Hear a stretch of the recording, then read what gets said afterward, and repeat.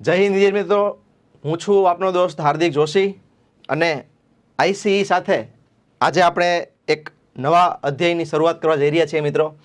ઘણા વિદ્યાર્થીઓની સતત ડિમાન્ડ હતી કે અત્યારે જે રીતે પરીક્ષાનો ટ્રેન્ડ બદલાઈ રહ્યો છે, ખાસ કરીને ક્લાસ 1, 2 અને સુપર ક્લાસ 3 એટલે કે ડીવાયએસઓ કે એસટીઆઈની પરીક્ષા, અને એની અંદર મિત્રો કરંટ અફેર્સને જે રીતે લોકો નિબંધની અંદર કે પછી મેઇન્સના પ્રશ્નોની અંદર જે રીતના એક કહે ને કે ભાઈ 360 પર્સપેક્ટિવથી એ લોકો પ્રશ્નો કરે છે, તો એને ધ્યાનમાં રાખી અને ઘણા બધા મનોમંથનના અંતે આઈસીઈ આપના માટે લઈને આવ્યું છે મિત્રો એક નવો જ એક કહેવાય કે નવી જ એક આખી સિરીઝ ચેનલ, જેનું નામ છે મિત્રો 360 degree insight presented by ice.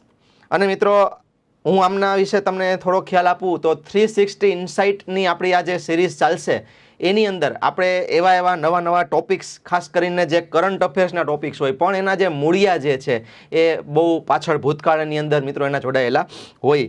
બીજી વસ્તુ કે જ્યારે આ ટોપિક છે એ તમે જ્યારે એના ઉપર નજર મારો તો ઘણા વિદ્યાર્થીઓને મિત્રો પ્રોબ્લેમ એ આવે કે એને એની આગળ પાછળ કાંઈ ખબર હોતી નથી અને એ જોઈ એવી કનેક્ટિવિટી એ ટોપિક સાથે એ ધરાવી શકતા નથી. અને એનું ઇમ્પેક્ટ તમને જોવા મળશે મિત્રો મેઇન્સ એક્ઝામની અંદર, કે જ્યારે તમે મેઇન્સનો આન્સર રાઇટ કરવા બેસો કે પછી ઇન્ટરવ્યૂમાં તમને જ્યારે એનું કોઈ ડિટેલિંગ તમારે આવે અને એ ડિટેલિંગમાં જ્યારે આપણને એમ લાગે કે જો આનું મને આગળ પાછળનું થોડુંક ખ્યાલ હોત તો મારે આના વિશે જે કહેવાય ને કે બોલ બચ્ચન મારે કરવાનું થાત નહીં. તો આ જે વિદ્યાર્થીઓનો જે બેઝિક પ્રોબ્લેમ છે, જે વિદ્યાર્થીઓને જે કહેવાય ને ખાટલે ખોડ છે, તો એને જ આપણે અનુસંધાને આપણે આ સિરીઝ છે મિત્રો લઈને આવી રહ્યા છીએ. હવે આ સિરીઝ કઈ રીતના આગળ વધશે એનો હું તમને ટૂંકો અંદાજ આપું મિત્રો, કે આની અંદર આપણે બેઝિકલી 3 વાતોનું ધ્યાન રાખવાનું છે. પહેલું કે ભાઈ જે ટોપિક જે છે તો એ ટોપિકનો તમને ઓવરઓલ આખો ખ્યાલ આવે. બીજી વસ્તુ મિત્રો કે એ ટોપિકનું આગળ પાછળનું જે કનેક્ટિંગ ડોટ્સ જે છે એ તમને પ્રોપર આઈડિયા આવે. અને સૌથી મોસ્ટ ઇમ્પોર્ટન્ટ થિંગ કે એમનું ઇન્ડિયા સાથેનું કનેક્શન શું છે, કારણ કે મેજોરિટી અત્યારે જે ઇસ્યુઝ નીકળે છે મિત્રો તે મેજોરિટી જીઓ પોલિટિકલ હોય, એન્વાયરમેન્ટલ હોય, એનર્જી રિલેટેડ હોય, અને તમને ખ્યાલ છે અત્યારે ગ્લોબલ વિલેજ વસુધૈવ કુટુંબકમ ખરા અર્થમાં ડિજિટલ ક્રાંતિ થઈ એટલે આજે આખું વિશ્વ કહેવાય ને કે ગ્લોબલ વિલેજ બન્યું છે મિત્રો. બરાબર છે કે અમેરિકાની એક ઘટના જે છે એ ભારતના શેર માર્કેટમાં ઉથલપાથલ મચાવી શકે, કે પછી ચાઇના છે એને નાનકડો એવો થ્રેટ જે છે મિત્રો એ આપણને ખ્યાલ છે મિત્રો કે એ ગ્લોબલી એક આખું એક ટેન્શન છે એને જન્મ આપી શકે. બીજું મિત્રો પ્રોબ્લેમ એ પણ છે કે આજે વિશ્વની અંદર દરેક જગ્યાએ રિજિયોનલિઝમ જે છે એટલે કે જે પ્રાદેશિકવાદ જે વધી રહ્યો છે, અને એના લીધે પણ આપણે ઇન્ડિયાની જ વાત કરીએ તો પણ અલગ અલગ થ્રેટ્સ છે એ ઊભા થતા રહ્યા છે. અને જ્યારે આવા કોઈ ઇસ્યુઝ બને, ઇવેન્ટ્સ બને, એટલે એ આપણા માટે એક પોટેન્શિયલ ટોપિક કહેવાય. તો આવો જ એક મહત્વનો ટોપિક એટલે મિત્રો તમને છેલ્લા 1 કે 2 વર્ષ જ્યારથી ડોનાલ્ડ ટ્રમ્પ, તમને ખ્યાલ છે અમેરિકાની અંદર આપણે જેને ગાંડો પ્રેસિડન્ટ કહીએ છીએ, બરાબર છે, તો એ જ્યારેથી સત્તા ઉપર આવ્યા છે અને એને જે આડેધડ મિત્રો પગલાં લીધા છે અને એના લીધે જે ટેન્શનનો માહોલ ક્રિએટ થયો છે, ખાલી વિશ્વ લેવલે નહીં પણ આપણા ભારત માટે પણ, તો એ જે એક મહત્વનો ટોપિક છે મિત્રો, બરાબર છે, જેનું નામ છે શું તો કે અમેરિકાનું ત્રિશુલ. અને ઓ ભારત જરા બચીને. આપણે કહેવું પડે મિત્રો કે અમેરિકાનું ત્રિશુલ જે છે અત્યારે આવી રહ્યું છે અને ભારત જે છે એને ખાસ આની અંદર મિત્રો બચીને રહેવાની જરૂર છે. હવે આપણને થાય સર ત્રિશુલ શું છે, તો કે મિત્રો ત્રિશુલ એટલે કે અમેરિકા જે છે એની અહીંયા જે આપણે એની જે પોલિસી છે, 3 પોલિસી, બરાબર છે, જેમાંની પહેલી પોલિસી એટલે શું મિત્રો અમેરિકાની જે ટેરિફ એન્ડ ટ્રેડ પોલિસી.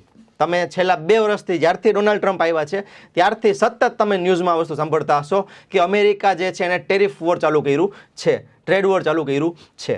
અત્યાર સુધી એવું હતું કે ખાલી અમેરિકા અને ચાઇનાની વચ્ચે આ ઇસ્યુ રહેતા, પણ આજે મિત્રો એ જે ટેરિફ વોર જે છે, એ જે ટેરિફ પોલિસી છે એની ઝપટે આજે આપણો ભારત દેશ છે એ પણ આવી ગયો છે.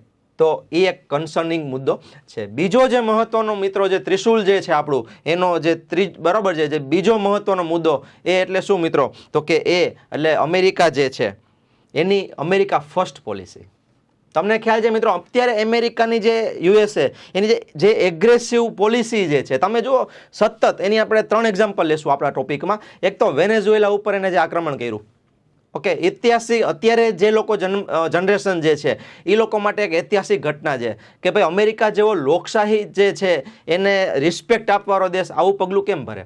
બીજું મહત્વનું પગલું મિત્રો અત્યારે જે ઈરાન સાથે અમેરિકાને ટેન્શન ચાલે છે એ, અને સૌથી મહત્વનું ત્રીજું કે જે ગ્રીનલેન્ડ ઉપર એનો જે કહેવાય ને કે ભાઈ અમેરિકાનો જે ખરાબ દોરો છે અત્યારે, અને ડેનમાર્ક ને યુરોપના દેશો જે અત્યારે ટેન્શનમાં છે, અને ઇન્ડિયા પણ સાથે સાથે એ મિત્રો ટેન્શન ભોગવે છે. તો આ બધું જે 3 ઘટનાઓ જે છે, વેનેઝુએલા હોય, ગ્રીનલેન્ડ હોય કે પછી ઈરાન હોય, આ બધું મિત્રો અમેરિકા ફર્સ્ટ પોલિસી અંતર્ગત જ બધું થાય છે. આમાં તમે મોન્રો પોલિસી છે એ પણ સાંભળી હશે. તો શું છે આ અમેરિકા ફર્સ્ટ પોલિસી, એનો મિત્રો આપણે ડિટેલમાં આપણે ખ્યાલ દેવાના છીએ, બરાબર છે. અને ત્રીજી જે મિત્રો પોલિસી છે એ એટલે શું, તો કે વિઝા અને ઇમિગ્રેશન પોલિસી. તમને ખ્યાલ છે મિત્રો છેલ્લા 2 વર્ષથી 2025નું વર્ષ ચાલુ થયું ત્યારથી લઈને આજે 26 ચાલુ થયું છે, તો ત્યાં સુધીમાં તમે ઘણા ન્યૂઝ સાંભળ્યા હશે મિત્રો કે અમેરિકા જે છે એની F1B H1B વિઝા પોલિસી હોય કે એની F1 વિઝા પોલિસી હોય કે ઇમિગ્રન્ટ વિઝા પોલિસી હોય, એમાં એ સતત ચેન્જ લઈ આવે છે.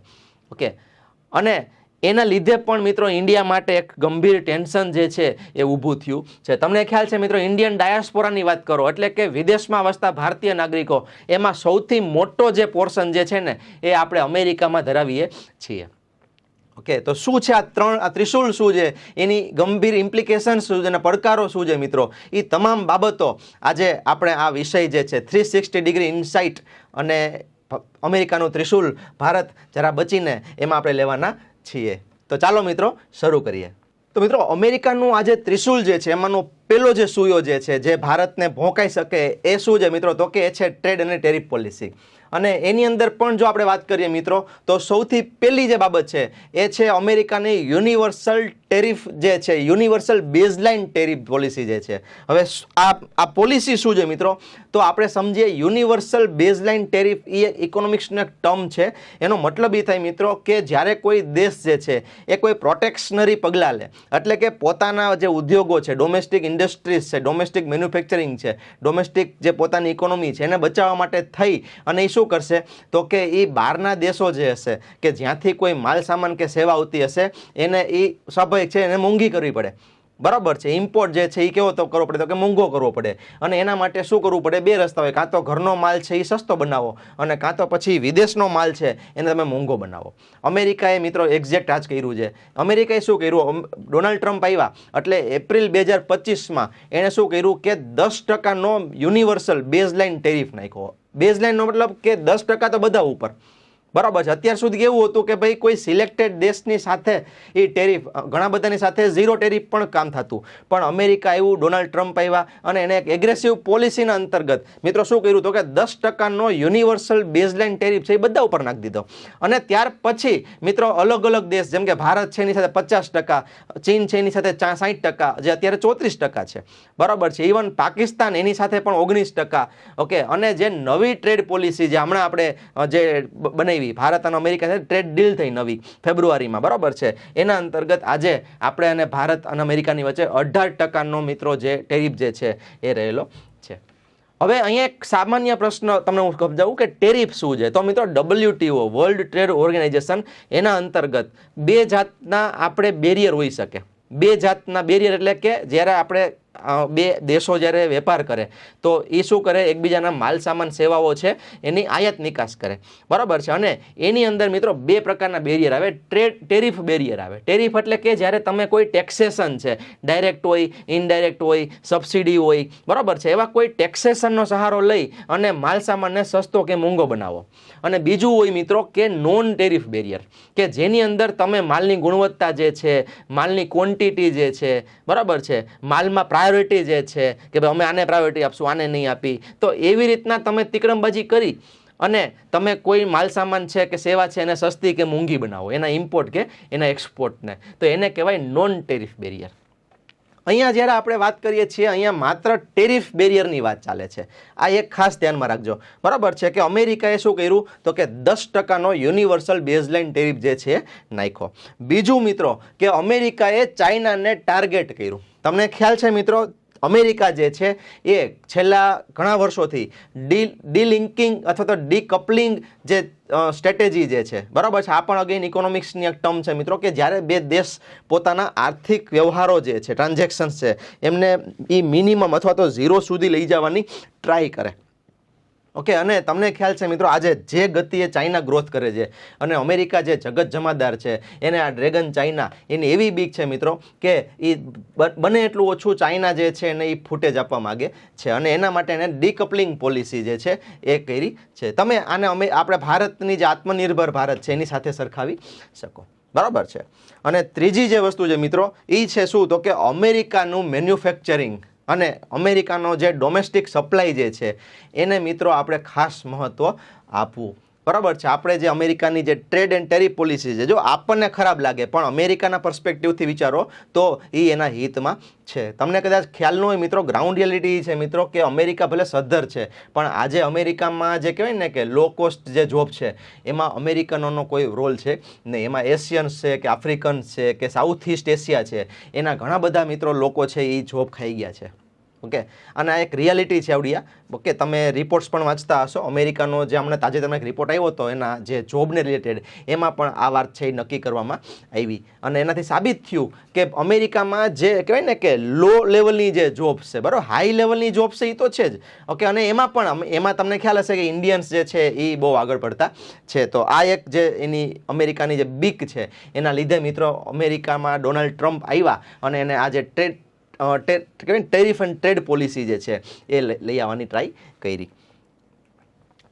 અચ્છા, હવે આની વચ્ચે એક પોઝિટિવ વસ્તુ એ થઈ. અત્યાર સુધી શું હતું, આખું 2025નું વર્ષ તમે જોયું હશે કે એમાં ભારત અને અમેરિકાની વચ્ચે જે ટેરિફનું જે ઇસ્યુઝ હતા, 50% ટેરિફ છે, બરાબર છે. અને ઇવન ચાઇના, આપણે રશિયા સાથે જ્યારે ક્રૂડ ઓઇલ પરચેસ કરવાનું બંધ કર્યું તો અમેરિકાએ શું કર્યું, આપણી ઉપર 25%નો વધારાનો ટેરિફ નાખ્યો, બરાબર છે. અને મિત્રો ખ્યાલ છે એમાં જે રીતે સેન્સેક્સ છે એ તૂટ્યો, શેર બજાર છે એ કક્કડભૂસ થયું અને જે રીતના ફોરેસ્ટ ઇન્વેસ્ટર્સ જે હતા FII, બરાબર, અથવા FBI, એને જે રીતના ભારતમાંથી રૂપિયા ઉપાડ્યા અને 2025નું વર્ષ મિત્રો નકરું ઉથલ પથલ વાળું વર્ષ રહ્યું. અને એમાં એક સારા સમાચાર એ આવ્યા કે જ્યારે 2026 ચાલુ થયું અને ફેબ્રુઆરીના પહેલા જ વીકમાં ભારત અને અમેરિકા છે એને ઐતિહાસિક ડીલ કરી મિત્રો, જેની અંદર અમેરિકા જે છે એને શું કર્યું તો કે ભારતનો જે આયાતી માલ છે એની ઉપરનો ટેરિફ જે હતો, બરાબર છે, 50%થી ઘટાડી અને એ 18% કરી નાખ્યો, બરાબર છે. અને આજે હાલત એ છે મિત્રો કે આજે આપણા જે નિયર ડિયર જે આપણા જે કહીએ ને નેબરિંગ કન્ટ્રીઝ છે, ચાઇના હોય, પાકિસ્તાન હોય, તો એ બધા કરતાં આજે ભારત ઉપર અમેરિકાનો ટેરિફ દર જે છે એ સૌથી ઓછો છે. આ એક સારી વસ્તુ છે, પોઝિટિવ બાબત છે, બરાબર છે. હવે સાબિત કેમ થાય તો કે સર અમેરિકા છે એ પાકિસ્તાન ઉપર 19% અને ચીન ઉપર 34%નો ટેરિફ લગાડે છે.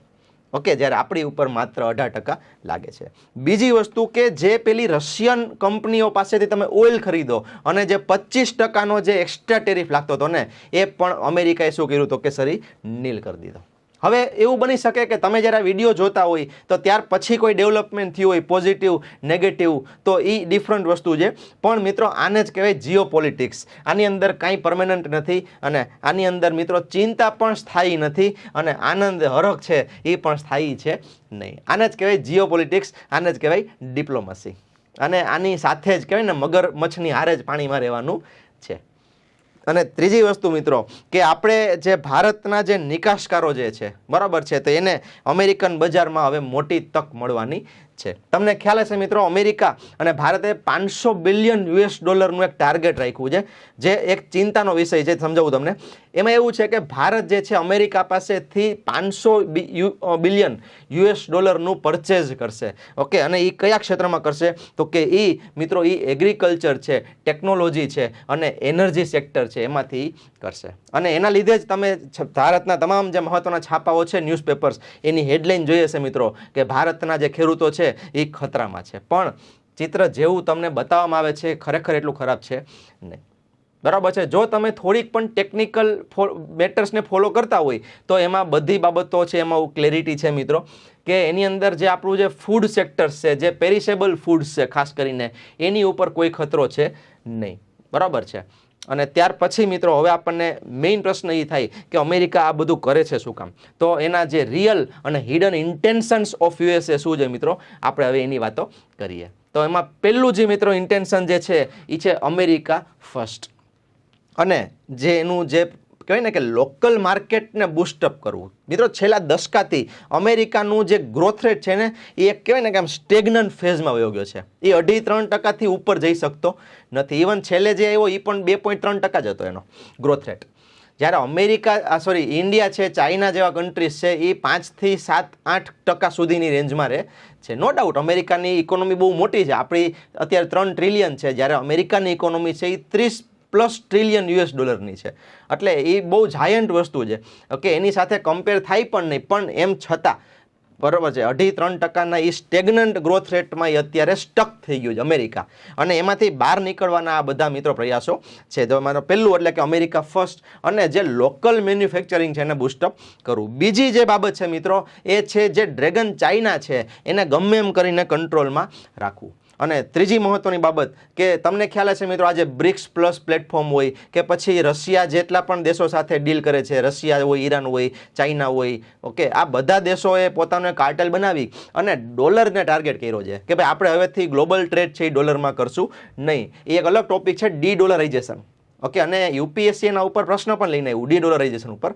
તો એને ડોલરનું જે અધિપત્ય જે છે એ જોખમાય નહીં અને એ સુપ્રીમ બની રહે એના માટે પણ આ વસ્તુ છે. અને પછીનું છે મિત્રો કે જે સપ્લાય ચેઇન છે એને જેને ફ્રેન્ડ શોરિંગ કહેવાય. આ એક ઇકોનોમિક ટર્મ છે, ફ્રેન્ડ શોરિંગ. એટલે કે તમારું જે આપણું જે કહેવાય સપ્લાય ચેઇન એ કોઈ એક દેશ પૂરતું આપણે એને રાખીએ નહીં. અને આના માઠા પરિણામ દુનિયાએ ક્યારે જોયા ખબર છે? COVID-19 દરમિયાન.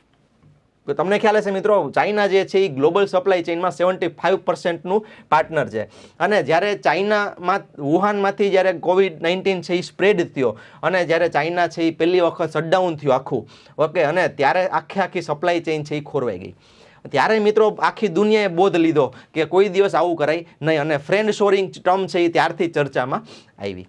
તો આ થઈ ગયા મિત્રો અમેરિકાના રિયલ અને હિડન જે એના ઇન્ટેન્શન્સ છે આખા ટેરિફ વોરના લઈને, ટેરિફ પોલિસીને લઈને. અચ્છા, હવે આપણને મેઇન પ્રશ્ન એ થાય કે સર આની અંદર ઇન્ડિયા જે છે એનું આનું શું છે? ઇન્ડિયાને શું છે આમાં? ઇન્ડિયાને ફાયદો છે, નુકસાન છે, શું છે? તો આપણે મિત્રો એમાં પણ જોઈ લઈએ કે ઇન્ડિયા ઉપર જે પોઝિટિવ ઇમ્પ્લિકેશન છે, એટલે કે જે હકારાત્મક અસરો જે છે, જો આપણે એની વાત કરીએ તો તમને ડીલ ઉપરથી ખ્યાલ આવી ગયો હશે કે ભારત જે છે એને 100% ફાયદો થવાનો છે. કઈ રીતે? તમને ખ્યાલ છે મિત્રો, ભારત અને અમેરિકાનો જે ટ્રેડ છે એની અંદર 4 વસ્તુઓ મેઇન છે. પહેલું છે શું? તો કે આઈટી સેક્ટર છે. બીજું છે શું? તો કે સર ટેક્સટાઇલ છે. ત્રીજું શું? તો કે સર જે આપણે કહેવાય ને કે જેમ્સ એન્ડ જ્વેલરીઝ છે. બરાબર છે. અને ચોથું શું છે? તો કે જે એન્જિનિયરિંગ માલ છે અને ફાર્મા ઇન્ડસ્ટ્રીઝ છે. આ 4 વસ્તુઓ છે મિત્રો, એ આપણો મેજોરિટી ટ્રેડ ચાલે છે.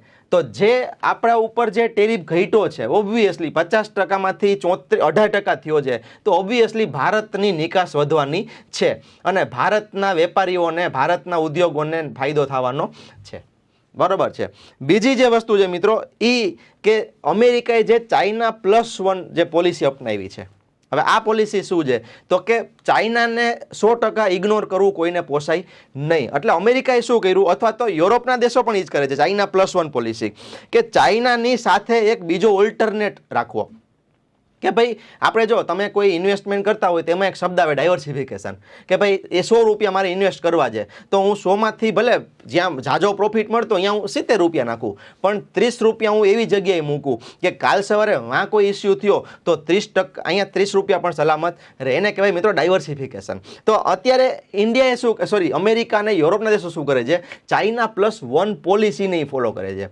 કે એ લોકોએ શું કર્યું કે ભાઈ ચાઇનાની સાથે તમે સપ્લાય કરવાના જ છીએ, સપ્લાય ચેઇન રાખશું, અમે ડીલ કરશું, ટ્રેડ કરશું, એક્સપોર્ટ ઇમ્પોર્ટ કરશું, પણ એક પોટેન્શિયલ ઓપ્શન ઊભો કરો. અને મિત્રો આપણો ફાયદો એ છે કે એ પોટેન્શિયલ ઓપ્શનનું પહેલો ઓપ્શન જે છે ને એ ઇન્ડિયા છે. કારણ કે ઇન્ડિયા જે છે મિત્રો એની અંદર બધી રીતે તમને આના સારા ફળ તમને જોવા મળે. ઇન્ડિયામાં તમે સમજો મિત્રો લેબર પણ મળી રહે છે, ઇન્ડિયામાં સ્કિલ પર્સન્સ છે, ઇન્ડિયાની અંદર ગવર્મેન્ટના લોસ છે એ પણ હળવા થયા છે અને અહીંયા માર્કેટ પણ છે. ઓકે, અચ્છા, ત્યાર પછી મિત્રો જે છે ઓકે કે ફાયદો તો કે તમે જોયું હશે મિત્રો કે ફેબ્રુઆરી પછી આપણો જે સેન્સેક્સ છે એ સતત ને સતત ધીમે ધીમે ઉપર જાય છે. જે 25માં જે ઉથલ પાથલ થઈ હતી એમાં હવે તમને થોડી ઘણી રિકવરી જોવા મળે છે. એ આ સારા પોઝિટિવ રિઝલ્ટના લીધે છે. અને ત્યાર પછી મિત્રો જે છે એ છે એમએસએમઈ જે સેક્ટર છે આપણું, એને એક ફોર્સ મળવો. ખાસ કરીને આપણું જે ગુજરાતની અંદર મિત્રો જે હીરા ઉદ્યોગ છે, ઓકે, અને જે ટેક્સટાઇલ ઇન્ડસ્ટ્રીઝ છે એને મિત્રો 100% ફાયદો થવાનો છે. પણ શું સર ચિત્ર આખું સારું છે? તો કે ના, ઘણા બધા આમાં મિત્રો ટેન્શન અને ચિંતાજનક બાબતો પણ છે. જેમ કે સર પહેલી જો આપણે વાત કરીએ તો એ છે કે અમેરિકાના માલ જે છે એના માટે ભારતના માર્કેટનું ખુલવું. જે ઓલા $500 બિલિયન ની જે વાત હતી ને, તો મિત્રો એમાં જે સૌથી મોટો ચિંતાનો વિષય જે છે, અને એવું નથી કે આપણે જ ખાલી ચિંતા કરી કે વિપક્ષને, સરકાર પણ ચિંતા કરે છે, અને એના પણ મિત્રો ધીમે ધીમે તમને સારી જે સમાચાર જે છે એ તમને મળશે. બરાબર છે મિત્રો, આ ડિપ્લોમસી છે, આ વર્લ્ડ પોલિટિક્સ છે, આ જીઓ પોલિટિક્સ છે. આની અંદર મિત્રો તમે યાદ રાખજો, કોઈ કહેવાય ને કે ભાઈ 100% કોઈના હોતા નથી. બરાબર છે. તો પહેલું છે મિત્રો કે કૃષિ ઉત્પાદનો અને જે ડેરી ઉદ્યોગો જે છે, અમેરિકાની જે પ્રોડક્ટ્સ છે એના માટે ઇન્ડિયાના દરવાજા ખુલવા, આ એક ચિંતાની બાબત છે. બીજી જે બાબત છે મિત્રો એ કે અત્યાર સુધી આપણે રશિયા પાસેથી સસ્તું ક્રૂડ ખરીદતા, ઓકે, આજે હમણાં જે ટ્રેડ ડીલ થઈ અમેરિકા સાથે, એમાં ઇન્ડિયા છે એને એવી વાત કરી કે અમે ધીમે ધીમે રશિયા સાથે ઉપરની ડિપેન્ડન્સી ઓછી કરશું અને અમે જે ઓઇલ જે ટ્રેડ છે એ અમે ધીમે ધીમે યુએસ અને યુએસના જે પ્રો કન્ટ્રીઝ છે એ તરફ વાળશું, જેમાં વેનેઝુએલા પહેલાં આવે. અને વેનેઝુએલાની સ્થિતિ તમને ખબર છે. અહીંયા પ્રોબ્લેમ એ છે કે રશિયા સસ્તું ક્રૂડ આપે છે, જ્યારે વાં આપણને મોંઘું ક્રૂડ મળવાનું છે. તો અહીંયા એ પણ એક ઇસ્યુ છે મિત્રો કે ભારત આને કઈ રીતના બેલેન્સ કરશે. ત્રીજી વસ્તુ જે છે મિત્રો જે છે કે નોન ટેરિફ બેરિયર્સ. આપણે હમણાં વાત કરી કે આ તો ખાલી આપણને ટેરિફ રાહત આપી, એની શું ગેરંટી કે કાલ સવારના અમેરિકા છે એમ કહી દે કે ભાઈ તમારા માલની ક્વોલિટી આમ છે કે ભાઈ તમે વધારે પડતી સબસિડી આપો છો, એના લીધે તમારો માલ વધારે પડતો સસ્તો છે, તો અમે નહીં હલાવીએ. બરાબર છે. તે એવા ઘણા બધા ટેકનિકલ બેરિયર્સ હોઈ શકે, ઘણું બધું હોઈ શકે. એની કોઈ બાબત મિત્રો, એની કોઈ વાતો આ જે ડીલ થઈ એની અંદર તમને જોવા મળતી નથી, જે એક ચિંતાનો વિષય છે. અને સૌથી છેલ્લે મિત્રો કે જે balancing strategy between USA and Russia, અને એની અંદર જે ઇન્ડિયાએ જે ડિસિઝન લેવાનો છે, અથવા તો એ પછી એમાં પહેલાંની જેમ નોન અલાઇનમેન્ટની પોલિસી રાખે. બરાબર છે. અને ઇન્ડિયા છે એ બહુ કહેવાય ને કે કુશળતાથી આ વસ્તુને મિત્રો આજકાલની નહીં 70-80 વર્ષથી કરતું આવ્યું છે. ભલે આપણે ગમેલા પ્રેશરમાં હોઈએ, આપણે કોઈ દિવસ મિત્રો કોઈનો પક્ષપાત કર્યો નથી. અને એ કદાચ આપણા જે સંસ્કારો છે અને આપણું જે બંધારણ જે છે મિત્રો એના લીધે છે. અને એ આપણો સૌથી મજબૂત પોઈન્ટ છે કે આવા અત્યારનો જે ડોળાઈ ગયેલો જીઓ પોલિટિક્સનો માહોલ છે ને, એમાં પણ આજે ઇન્ડિયા છે ને એ બધાનો ભાઈબંધ બનીને ઊભો છે. ભલે એના થોડાક ઇમ્પ્લિકેશન્સ પણ હોય, એના ઘણા નેગેટિવ પોઈન્ટ્સ પણ હોય, પણ મિત્રો આપણે આપણી સોવરેનિટી ઉપર કોઈ ખતરો આવવા દીધો નથી. તો મિત્રો આ હતું આખું જે આપણું જે અમેરિકા અને ઇન્ડિયા એની જે ટ્રેડ ડીલ હતી એનો આખો ઓવરવ્યૂ હતો. હવે આપણે બીજો જે આપણો ત્રિશુળનો જે બીજો સૂયો છે એના વિશે આપણે નિરાતે હવે વાત કરીએ. ત્યાર પછી મિત્રો જો આપણે વાત કરીએ તો બીજો જે આપણો મહત્વનો મુદ્દો છે અમેરિકા ફર્સ્ટ પોલિસી 2.0. હવે આને આપણે 2.0 શું કામ કીધું? કારણ કે મિત્રો આની પહેલાં જ્યારે અમેરિકાની રચના થઈ ત્યારે પણ આટલી જ એગ્રેસિવ પોલિસી જે છે એ અમેરિકાના જે રાષ્ટ્રપતિઓ હતા એ સમયના એમણે બનાવેલી હતી. તો આજે આપણે એનું જે વર્ઝન 2.0 અને એના લીધે જે આખું ગ્લોબલ જીઓ પોલિટિકલ ટેન્શન ઊભું થયું છે એની આપણે ડિટેલમાં ચર્ચા કરીએ. એમાં જે મહત્ત્વના 3 મુદ્દાઓ, એમાંનો પહેલો મુદ્દો મિત્રો એટલે શું? તો કે વેનેઝુએલાની અંદર તમને ખ્યાલ છે કે જે રીતે અમેરિકાએ એક્શન્સ લીધા અને ઓવરનાઇટ યાની આખી ગવર્મેન્ટ જે છે મિત્રો એને બદલી નાખી, અને એના જે પ્રેસિડેન્ટ હતા માદુરો એમની અને એના વાઇફની જે એને ધરપકડ કરી, એને અમેરિકા લઈ ગયા, અને એ આખો મિત્રો જે ખેલ થઈ ગયો એક રાતમાં, એનાથી આખું વિશ્વ મિત્રો જે છે એ સ્તબ્ધ થઈ ગયું. બીજી જે મિત્રો મહત્વની મેટર હતી એટલે કે જે આપણું જે મિડલ ઇસ્ટ છે, એટલે કે જે ઈરાન સાથે અમેરિકાને જે ટેન્શન ચાલે છે, અને આજે આપણે જ્યારે લેક્ચર તમે સાંભળો છો ત્યારે પણ ઈરાન જે છે એના મિત્રો જે દરિયો છે એમાં અમેરિકા જે છે એનું જે આર્માડા એટલે કે એનું જે નેવી જે છે અમેરિકન નેવી, ઓકે, એના જે જહાજો છે એ તૈનાત છે અને ટેન્શન છે એ બનેલું છે. અને ત્રીજી જે મહત્વની વસ્તુઓ મિત્રો કે ભાઈ જે ગ્રીનલેન્ડ કે જે ડેનમાર્કની અંદર એક ઓટોનોમસ રીજન છે, એટલે કે ડેનમાર્કનો એક ઓટોનોમસ રીજન છે, એના ઉપર અમેરિકાનો જે ડોળો છે, અને એને જે રીતના આમ કહેવાય ને કે ખુલ્લી ધમકી આપી છે કે તમે અમને ગ્રીનલેન્ડ વેચી દો, ઓકે, નહીંતર અમારે કંઈક પગલાં ભરવા પડશે. તો આ અમેરિકાના જે બોલ્ડ ડિસિઝન્સ છે, અથવા એમ કહો કે ભાઈ જે કહેવાય ને કે જે સ્ટેટમેન્ટ્સ છે, એના લીધે આજે આખું વિશ્વ મિત્રો એ બે ભાગમાં વેચાઈ ગયું છે. અને એમાં ઇન્ડિયા પણ નો ડાઉટ એની અંદર ઇન્ડિયા પણ પોતાનો સ્ટેક ધરાવે છે, તો એની પણ ચર્ચા કરવી પડે. તો પહેલી વસ્તુ મિત્રો આપણે ચર્ચા કરીએ કે વેનેઝુએલાની અંદર જે અમેરિકાએ જે કાર્યવાહી કરી તો એનું ઇન્ડિયા ઉપર શું ઇમ્પ્લિકેશન્સ છે.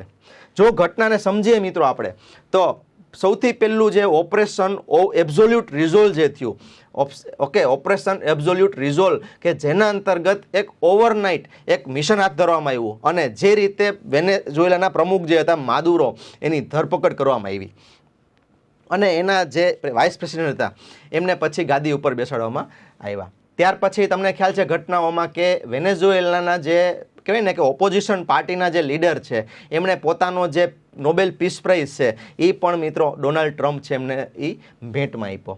તો આ બધી ઘટનાઓ જે છે એ એક ગંભીર બાબત ઉપર ઇશારો કરે છે કે અમેરિકા હવે ધીમે ધીમે વેનેઝુએલાનો બધો કંટ્રોલ પોતાના હાથમાં લેશે. આપણને પ્રશ્ન થાય પણ સર આવું કરવાની જરૂર શું છે? બરાબર છે, અમેરિકાને આ બધું કરવાની જરૂર શું છે કે આટલા દાયકાઓ પછી શા માટે અમેરિકા યુએસએ જે લેટિન અમેરિકાના દેશો જે છે અથવા તો મિડલ અમેરિકાના દેશો જે છે એના ઉપર એ શું કામ એને આ રીતના પગલાં ભરે છે? તો મિત્રો એનો જવાબ છે અમેરિકા ફર્સ્ટ પોલિસી. અને જો આપણે એ જાણવું હોય મિત્રો તો પહેલાં આપણે સમજવું પડે કે અહીંયા આપણે મેજોરિટી બધા અમેરિકાને વિલન તરીકે જુએ, બરાબર છે, પણ આપણે પહેલાં વેનેઝુએલાની સ્થિતિ પણ જોવી પડે. જો આપણે અમેરિકાના હુમલા પહેલાંની વેનેઝુએલાની સ્થિતિ જોઈએ તો એમાં આપણને ત્રણ વસ્તુઓ જે છે એ મુખ્ય જોવા મળે. એક તો એનું આર્થિક પતન છે, પછી તો કે એની જે પોલિટિકલ ઇન્સ્ટેબિલિટી છે, અને ત્રીજું કે એનું જે ઇન્ટરનેશનલ રિલેશન્સ ડેવલપ થયા હતા રશિયા અને ચાઇના સાથે, એ અમેરિકા કોઈ પણ રીતે સાંખી શકે નહીં. અને એ ગ્લોબલ ઓર્ડર માટે પણ એ થોડા ઘણા ખતરો કહેવાય. બરાબર છે. જો મિત્રો આપણે ઇકોનોમિક કોલેપ્સની વાત કરીએ, જો તમે ન્યૂઝ જોતા હોય તો વેનેઝુએલા જે છે એનું જે ચલણ છે બોલિવર, બરાબર છે, તો એ કહેવાય ને કે ફૂલ હાઇપર ઇન્ફ્લેશનનો ભોગ બન્યું છે અને 3 ડિજિટનું ઇન્ફ્લેશન તમને ત્યાં જોવા મળે છે. બરાબર છે. બીજું કે ત્યાં ભૂખમરો મિત્રો એટલો પ્રબળ બન્યો કે અહીંયાથી લોકો સ્થળાંતર કરી અને લાખોની સંખ્યામાં અમેરિકા, મેક્સિકો, કેનેડા કે યુરોપના દેશોમાં એ જવા માંડ્યા હતા. આ પણ એક કારણ હતું મિત્રો અમેરિકાનું વેનેઝુએલા ઉપર કહેવાય આક્રમણ કરવું. અચ્છા, પછીની વસ્તુ કે જે રીતના ત્યાંના જે માદુરો જે છે, બરાબર છે, જે એક સરમુખ હથિયારની જેમ બિહેવ કરતા હતા, ઓકે, અને એ આજુબાજુના દેશો છે એનું જે સોવરેન્ટી છે એને પણ એ જોખમાવતા હતા, બરાબર છે. તો આ બધા કારણોના લીધે અમેરિકાએ એના ઉપર હુમલો કર્યો. પણ આપણને એક પ્રશ્ન થાય કે સર શું ખરેખર આ મેટર અને શું ખરેખર આટલું ઇઝી છે બધું? તો બરાબર છે, જો મિત્રો આપણે અમેરિકાના રિયલ ઇન્ટેન્શન્સ કે હિડન ઇન્ટેન્શન્સની વાત કરીએ તો એમાં આપણને મહત્ત્વના 3 જે એના ઇન્ટેન્શન્સ છે એ જોવા મળે. એમાંનું પહેલું છે એટલે એ કે મિત્રો કે એનું જે વેનેઝુએલાનો જે તેલ ભંડાર છે એટલે કે એના ઉપર ઉર્જા પ્રભુત્વ જે છે હાંસિલ કરવું. બીજું કે વિશ્વનો સૌથી મોટો તેલ ભંડાર તમને કદાચ ખ્યાલ હશે કે એ વેનેઝુએલા પાસે છે. અહીંયા તમને પાછળ જે આપણા જે ઓઇલ રિઝર્વ્સ બાય કન્ટ્રી જે છે તેમાં તમે જુઓ મિત્રો કે પહેલો જે નંબર જે છે એ તમને આપણા અમેરિકા જે 300 બિલિયન બેરલ્સનો એ જથ્થો ધરાવે છે, બરાબર છે. તો એમાં વેનેઝુએલા છે મિત્રો, ઓકે. ઘણા લોકોને કે સાઉદી અરેબિયા કે ગલ્ફ કન્ટ્રીઝ લાગતા હોય, પણ મિત્રો એ વેનેઝુએલા છે, બરાબર છે, કે જેની પાસે વિશ્વનો સૌથી મોટો તેલનો ભંડાર છે, ઓકે. બીજું કે વેનેઝુએલા ના જે પ્રેસિડેન્ટ હતા માદુરો, તો એના ઉપર અમેરિકાએ એવો આક્ષેપ નાખ્યો હતો કે એણે અમેરિકાના તેલની ચોરી કરેલી છે અને એને કાઉન્ટર કરવા માટે થઈ અને આ હુમલો જે છે ઓકે એ કરવામાં આવ્યો છે. બીજું જે મહત્ત્વનું કારણ છે મિત્રો એ છે કે ચીન અને રશિયા સાથે જે માદુરો અને વેનેઝુએલા જે રીતના એની નજીક જતા હતા અને જેના લીધે અમેરિકા જે છે એના ઉપર એક જોખમ ઊભું થતું હતું, ઓકે. તો એને કાઉન્ટર કરવા માટે થઈને પણ આ હુમલાને અમેરિકા જસ્ટિફાઈ કરે છે. મિત્રો આગળ જશું એટલે હું તમને એક પોલિસી કહીશ, મોન્રો પોલિસી, તેના અંતર્ગત અમેરિકાનું આ પગલું જે છે જસ્ટિફાઈ થાય છે. અને ત્રીજી જે વસ્તુ મિત્રો કે અહીંયા એક શબ્દ આવશે બેકયાર્ડ પોલિસી, બહુ ચર્ચામાં હતો. અમેરિકાના ડોનાલ્ડ ટ્રમ્પના લેક્ચર્સમાં વારે વારે આ શબ્દ હતો. બેકયાર્ડ પોલિસી શું છે મિત્રો? અમેરિકા જે છે એ એક કન્ઝર્વેટિવ નેશન છે. અમેરિકાનું કેવું એવું છે કે જે નીચેના જે લેટિન અમેરિકા અને મિડલ અમેરિકાના જે દેશો છે કે એટલાન્ટિક છે કે પછી પેસિફિક ઓશનનો જે ઈસ્ટર્ન પાર્ટ છે, આ બધા એરિયા અમેરિકાના બેકયાર્ડ એરિયા છે. અને એની અંદર કોઈ પણ ગતિવિધિ જે છે, બરાબર છે, એ અમેરિકાના હિતોને જોખમાવતી ગતિવિધિ કહેવાય છે. ઓકે, અને એની અંદર કોઈ પણ પોલિટિકલ હિલચાલ થાય એટલે અમેરિકા જે છે એ વિધાઉટ વેસ્ટિંગ ટાઈમ એનું રિએક્શન આપશે. ઓકે, અને અમેરિકા વેનેઝુએલા ઉપરના હુમલાને એ આજ એની જે બેકયાર્ડ પોલિસી છે એના અંતર્ગતનું પગલું ગણાવે છે. ઓકે, અને મોનરો ડોક્ટ્રેન મેં તમને હમણાં વાત કરી, બરાબર છે. મોનરો ડોક્ટ્રેન સુધી સમજો. અમેરિકાના એક પ્રેસિડેન્ટ હતા જેમ્સ મોનરો, 5મા પ્રેસિડેન્ટ હતા, અને વાત છે 19મી સદીના સ્ટાર્ટિંગની. ત્યારે હજી અમેરિકન રિવોલ્યુશન જે છે એ પૂરું થયું. તમને ખ્યાલ છે મિત્રો, અમેરિકા કે લેટિન અમેરિકાના દેશો છે એ એકચ્યુઅલી બધા યુરોપના જે બ્રિટિશર્સ છે, સ્પેનિશ છે, એ લોકોએ જ ડેવલપ કરેલા નેશન્સ છે. કારણ કે ઓરિજિનલ અમેરિકન તો કાળિયા હતા, રેડ ઇન્ડિયન્સ, બરાબર છે. અત્યારના જે ગોરા અમેરિકનો છે એ બધા એકચ્યુઅલી બધા યુરોપના લોકો છે, બરાબર છે. પણ પછી એવું થયું કે અમેરિકાની અંદર એ લોકો વર્ષો રહ્યા એટલે એનું પોતાનું કલ્ચર બન્યું, અને પછી જે ઓરિજિનલ યુરોપિયન્સ અને જે અમેરિકાના જે યુરોપિયન્સ હતા એની વચ્ચે સંઘર્ષ થયો, એને જ આપણે કહીએ છીએ અમેરિકન રિવોલ્યુશન, બરાબર છે. હવે બીજી વખત આવું ન થાય અને કોઈ યુરોપિયન કોઈ કોલોની છે, બરાબર છે, કોઈ યુરોપિયન પ્રજા જે છે એ વળી પાછું કોલોનાઇઝેશન શરૂ ન કરે, એના માટે થઈ અને અમેરિકાના જે 5મા પ્રેસિડેન્ટ હતા, બરાબર છે, મોનરો, એને મિત્રો એક પોલિસી બનાવી જેને કહેવાય મોનરો ડોક્ટ્રાઇન. અને એના અંતર્ગત એણે એવું ઘોષણા કરી કે અમેરિકા કે લેટિન અમેરિકા કે અમેરિકાના બેકયાર્ડની અંદર કોઈ પણ પોલિસી કે કોઈ પણ પગલું ભરવામાં આવશે તો એને અમેરિકાના અગેન્સ્ટમાં અને એક્ટ ઓફ વોર કહેવામાં આવશે. ઓકે, અને એનું અમેરિકા છે એ રિએક્શન આપશે.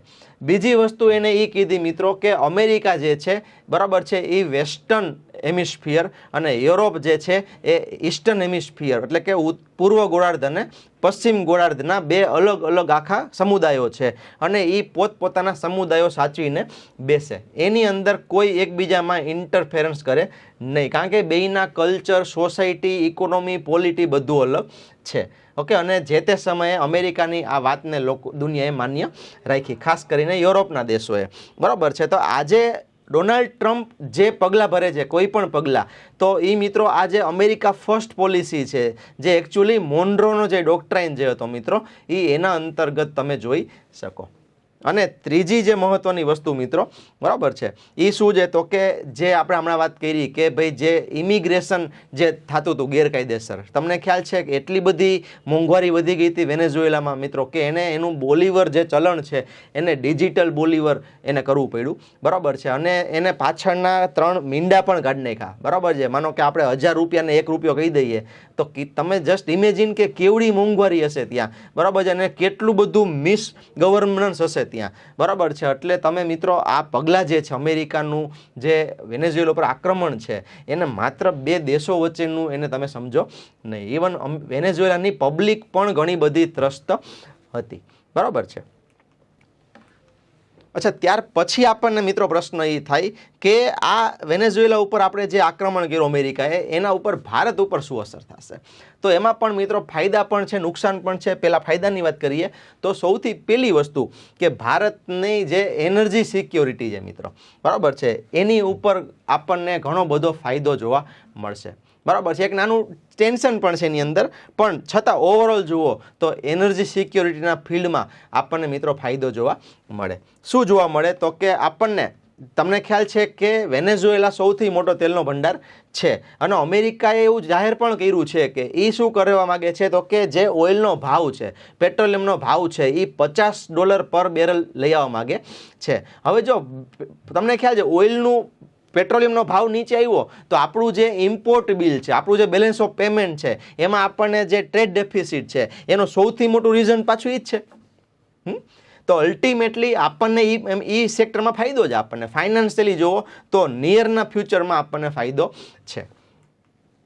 ઓકે, અચ્છા, બીજી વસ્તુ તમે જુઓ કે ઘણા લોકો એવી ફરિયાદ કરે છે કે ભાઈ રશિયા સાથેનું જે તેલ છે એ મોંઘું થઈ જશે, સોરી, જે તેલ છે એ બંધ થઈ જશે અને અમેરિકા પણ મોંઘું તેલ આપશે. તો શું? તો જુઓ મિત્રો, અહીંયા હમણાં જ આપણે જે પ્રકારે ટ્રેડ ડીલ થઈ કે અમેરિકા જે છે એ રશિયા સાથે ભલે ઓછું આયાત કરશે, બરાબર છે, પણ એની ઉપર જે પહેલાં ટેરિફ નાખ્યો હતો 25%, એ પાછો ખેંચી લીધો. એટલે કે એ જે ઓબ્જેક્શન હતું અમેરિકાનું, એને હવે ઓબ્જેક્શન લઈ લીધું છે, બરાબર છે. અને બીજું, આપણે પણ આપણા ઓઇલ જે ઇમ્પોર્ટ જે છે એનો જે પોર્ટફોલિયો છે એને ડાયવર્સિફાઈ કરવો ઘટે, અને એનો બેસ્ટ ઓપ્શન આપણને હવે મળ્યો છે. ઓકે, અચ્છા, બીજી વસ્તુ કે આર્થિક અને રોકાણના જે ફાયદાઓ છે. આપણે હમણાં વાત કરી કે અમેરિકાની જે કહેવાય ને ચાઇના +1 પોલિસી છે, કે પછી અમેરિકાની ભારત સાથે વેપાર કરવાની એની જે જિજ્ઞાસા છે, એનો જે હરખ છે, અને તમને એનો આભાસ કેમ મળે તો કે તમે શેર માર્કેટ છે એના ઉપરથી લઈ શકો. જ્યારથી ટ્રેડ ડીલ થઈ છે, તમને ન્યૂઝમાં વાંચ્યું હશે કે જે ફોરેન ઇન્વેસ્ટરો છે, જેમાં મેજોરિટી બધા યુએસના અને યુરોપના તમને જોવા મળે, બરાબર છે. તો એ લોકો જે છે એનું ઇન્વેસ્ટમેન્ટ ભારતમાં ધીમે ધીમે હવે પાછું વધે છે, જે 2025માં ઘણું બધું ડિક્લાઇન થયું હતું, બરાબર છે. અચ્છા, ત્યાર પછી મિત્રો હજી એક બહુ ઇમ્પોર્ટન્ટ ન્યૂઝ છે, બહુ ઓછાને ખબર હશે કે ઓએનજીસી વિદેશ આપણી જે કંપની છે એ કે એનું $1 બિલિયન પ્લસની ઉઘરાણી આપણી વેનેઝુએલા પાસે પેન્ડિંગ હતી. ઓકે, અને વેનેઝુએલાના જે ક્રાઇસિસ હતા એના લીધે એ વસૂલાત આપણે કરી શકતા નહોતા. તો હવે જ્યારે અમેરિકાનો કંટ્રોલ વેનેઝુએલા ઉપર આવ્યો છે, તો એ પણ એક કહેવાય ને કે પોઝિટિવ સાઇન છે આપણા માટે, કે આપણે આપણા એ જે રૂપિયા જે છે એ પાછા આપણે મેળવી શકીએ. ઓકે, ત્રીજી વસ્તુ છે મિત્રો, એ છે આપણા જે સ્ટ્રેટેજિક જે ચેલેન્જીસ છે, બરાબર છે. હવે અહીંયા શું ચેલેન્જીસ છે?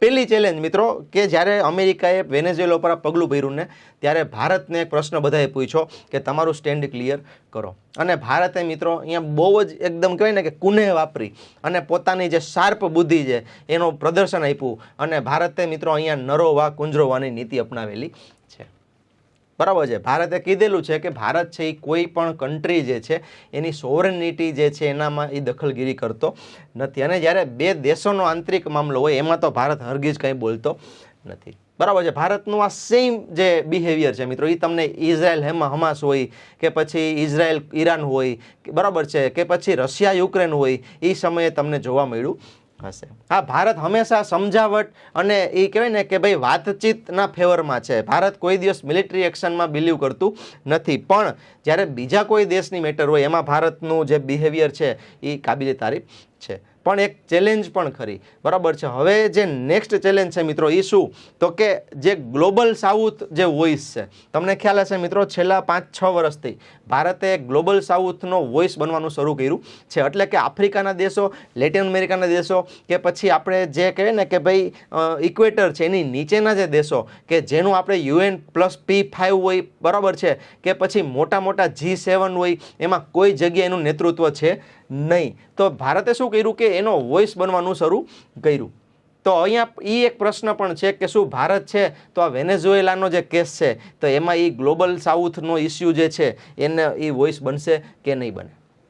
ઓકે, અને ત્યાર પછી જે આપણને જોવા મળે કે ભાઈ આ આખું જે ચિત્ર જે છે એ હજી પૂરું થયું ન થયું, ત્યાં આપણને એક અમેરિકા તરફથી બીજી સરપ્રાઇઝ ગિફ્ટ મળી. એ શું? તો કે ઈરાન અને મિડલ ઇસ્ટ સાથેનું ટેન્શન.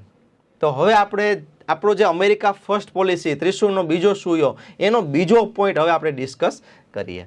તો ત્યાર પછીનો બીજો મહત્વનો મુદ્દો જે છે અમેરિકા ફર્સ્ટ પોલિસી અંતર્ગત, એ છે આપણું યુએસએ અને ઈરાન એની વચ્ચે જે ટેન્શન ચાલે છે ને, ઈરાન એટલે તમે એને મિડલ ઇસ્ટનો એરિયા છે એ કહી શકો. ઓકે મિત્રો, અહીંયા મિડલ ઇસ્ટ એક એવો એરિયા છે કે જે પહેલેથી જ આખે જીઓ પોલિટિક્સનું એક હંમેશાથી એક સેન્ટર રહ્યું છે.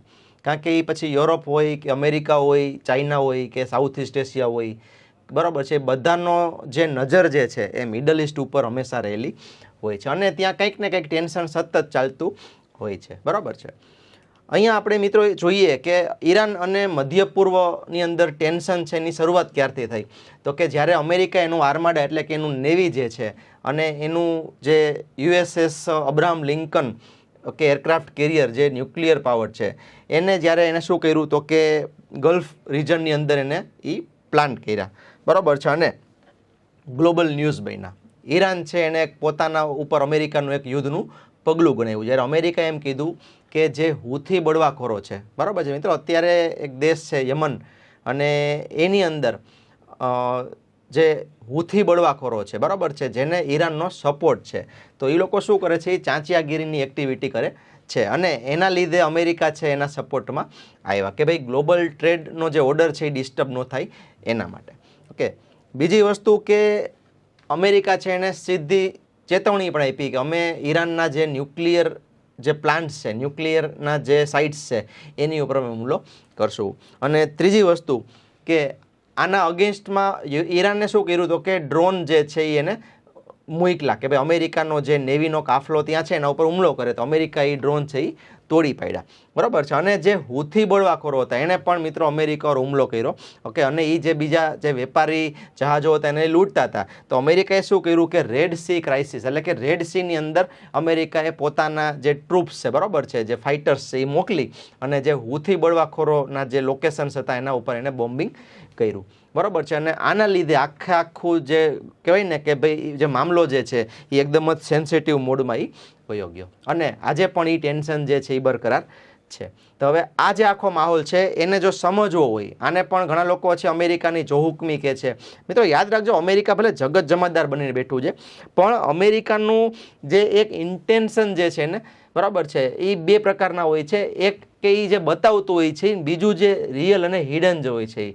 આપણે આખી લેક્ચર સિરીઝમાં આપણે એની જ વાત કરવાના છીએ કે ભાઈ જે રિયલ અને હિડન ઇન્ટેન્શન્સ શું છે, બરાબર છે. જો આખી વાતને આપણે સમજવી હોય ને, તો સૌથી પહેલાં આપણે એ સમજવું પડે કે અમેરિકા અને ઈરાન જે છે એના સંબંધો કેવા હતા, બરાબર છે. અને જો એ વસ્તુને આપણે સમજવી હોય તો આખી વાત છે મિત્રો એ 1950ના દશકાથી શરૂ કરી અને આજ સુધી, એટલે કે કુલ 70 વર્ષની જે વાત છે એને આપણે જો શોર્ટમાં સમજીએ તો કુલ 4 તબક્કામાં અમેરિકા ઈરાનના સંબંધોને વહેંચી શકાય. જેમાંનો પહેલો તબક્કો એટલે એ લોકોનો મિત્રતાનો તબક્કો કે જેમાં અમેરિકા જે છે એ ઇઝરાયલને હેલ્પ કરતું, બરાબર છે. બીજો તબક્કો એટલે મિત્રો કે ટેન્શનની શરૂઆતનો તબક્કો. ત્રીજો તબક્કો એટલે કે જ્યારે ઈરાન છે એને પોતાના પરમાણુ હથિયાર બનાવવાની શરૂઆત કરી અને અમેરિકાએ જે પ્રતિબંધો નાખ્યા એ. અને ચોથો તબક્કો મિત્રો કે જે ઓબામા સમયથી શરૂ થયો કે એણે શું કર્યું કે એક joint comprehensive plan of action બનાવ્યો, બરાબર છે. અને એના અંતર્ગત એને ઈરાનને વિશ્વાસમાં લીધું, બરાબર છે. અને ઈરાને પણ એ પોતાના જે સહમતિ હતી એ દર્શાવી કે અમે શરતો માનશું અને એના ઉપરના પ્રતિબંધો દૂર થયા. અને પછી એવો ડોનાલ્ડ ટ્રમ્પ કે જેણે વળી પાછા સંબંધો છે એ ટેન્શનમાં લાવી દીધા. તો આ રીતના સંબંધો છે. આપણે એને ક્રમવાઇઝ જો સમજવાની શરૂઆત કરીએ તો સૌથી પહેલી જ્યારે મિત્રો 1953માં વાત શરૂ થઈ કે જ્યારે શું થયું તો કે જ્યારે ઈરાનની અંદર જ્યારે સત્તા પલટો થયો. અને કઈ રીતના થયો મિત્રો તો કે અમેરિકાની જે CIA એજન્સી છે, જાસૂસી સંસ્થા, એને શું કર્યું ઈરાનની અંદર પ્રો અમેરિકન એવા શાહ રઝા પહેલવીને ગાદી ઉપર બેસાડ્યા. 10, 15, 20 વર્ષ બધું સરસ આવેલું મિત્રો, 3 દશકા સરસ આવેલું, 50થી 80. 79ની સાલમાં મિત્રો શું થયું તો કે 79ની સાલમાં ઈરાનની અંદર વળી પાછો સત્તા પલટો આવ્યો અને એ સમયની અંદર જે ખોમેની હતા, બરાબર છે, ઈરાનના એ વખતના જે આયાતુલ્લા ખોમેની હતા, એણે શું કર્યું જે આ શાહ રઝા પહેલવી હતા એમને તડીપાર કર્યા અને પોતે સત્તા ઉપર આવ્યા. સત્તા ઉપર આવ્યા એટલે એને પહેલું કામ એ કર્યું કે અમેરિકાની સાથે શું કર્યું તો કે પોતાની જે જૂની દુશ્મનાવટ હતી શરૂ કરી, બરાબર છે. અને અમેરિકા જે છે જે આખા એરિયાની અંદર જે કહેવાય ને કે સળી કરવાની એની નીતિ, તો એનો એને વિરોધ કર્યો, બરાબર છે. અને અમેરિકાના દૂતાવાસમાં એ લોકોએ શું કર્યું તો કે 450 દિવસ કરતાં વધારે અમેરિકન્સ જે હતા એને બાનમાં લીધા અને અહીંયાથી એના સંબંધો છે એ બગડવાની શરૂઆત થઈ. ત્યાર પછી મિત્રો જે ત્રીજો સમય આવ્યો કે ભાઈ ઈરાન છે એને શું કર્યું કે 21મી સદીની શરૂઆતમાં ઈરાને શું કર્યું તો કે પોતાના પરમાણુ હથિયાર બનાવવાની જે આખી જે કહેવાય ને મુહિમ હતી એ એકદમ સ્પીડમાં લઈ આવ્યા. આનો ઓપોઝ અમેરિકાએ કર્યો અને એના ઉપર સખત આર્થિક અને ગ્લોબલ જે પ્રતિબંધો જે છે નાખ્યા. આમાં અમેરિકાનો સાથ જે છે P5 અને યુરોપિયન યુનિયન એને પણ આપ્યો. અને ઈરાન છે એને પોતાનો જે ટ્રેડ છે, બરાબર છે, એ પણ સર્વાઈવ કરવો અઘરો પડી ગયો.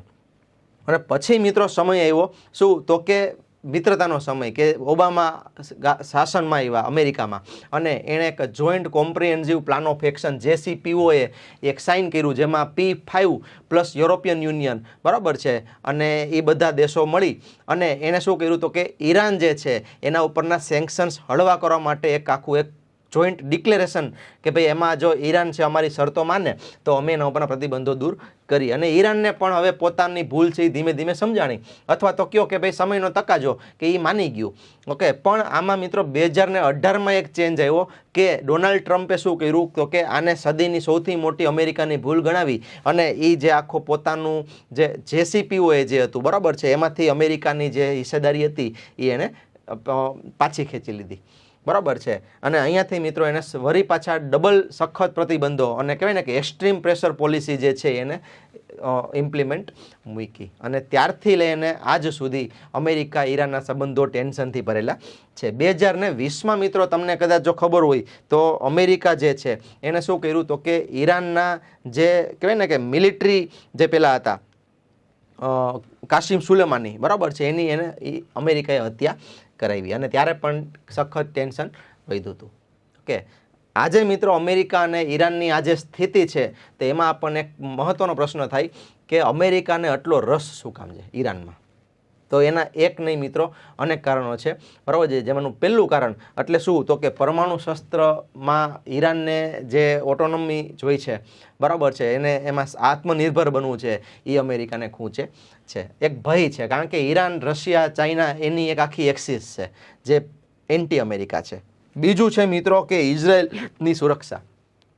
ઈરાન છે એને ઇઝરાયલના અસ્તિત્વને આજ સુધી માન્યું નથી, અને તમને બધાને ખ્યાલ છે કે ઇઝરાયલ જે છે અમેરિકાનું પરમ મિત્ર છે બરાબર છે. તો એ રીતના પણ અમેરિકા જે છે ઈરાનના અગેન્સ્ટમાં છે.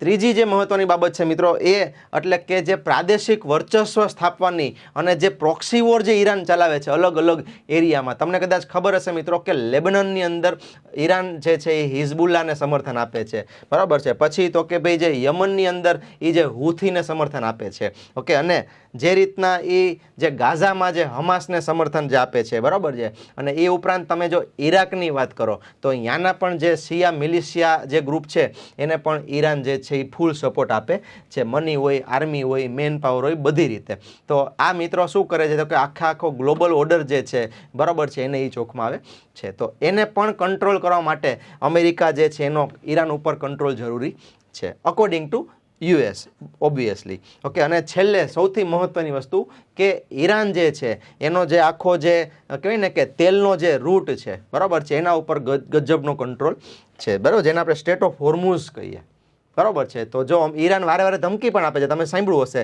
કે અમે સ્ટેટ ઓફ હોર્મુઝ એ બંધ કરી દેશું.